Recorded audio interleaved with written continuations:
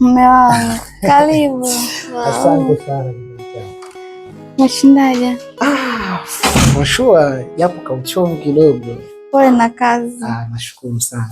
Cha muhimu nimerudi salama. Kwa kweli namshukuru Mungu kwa hilo. Sorry.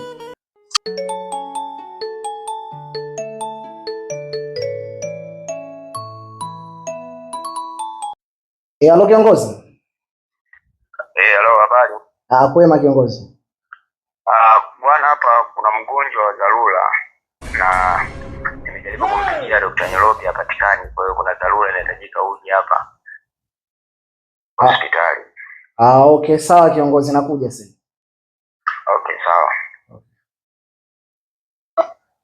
Sasa mpenzi, naomba basi. Mpenzi mtazamaji au msikilizaji, msikilize. Sijaja kwenye maisha yako kukaa kwenye makochi. Sijaja kwenye maisha yako kukaa sebreni.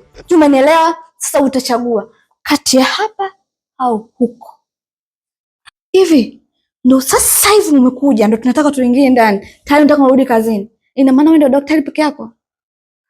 Si umeona, lakini huyu mwingine amepata dharura kipenzi changu. Alafu isitoshe huu ni uhai wa mtu. Hivi umewaza huyu mgonjwa hii leo alikuwa ni baba yako au ni mama yako au ni ndugu yako yeyote, ungetoa ya maamuzi unayotoa hapa? Mimi ni daktari na nimekula kiapo cha kuokoa maisha ya watu. Kwa namna yoyote lazima nifanye. Unaelewa? Wewe ni mke wangu. Kama unaliwaza hilo unaloliwaza wewe mwenyewe kichwani,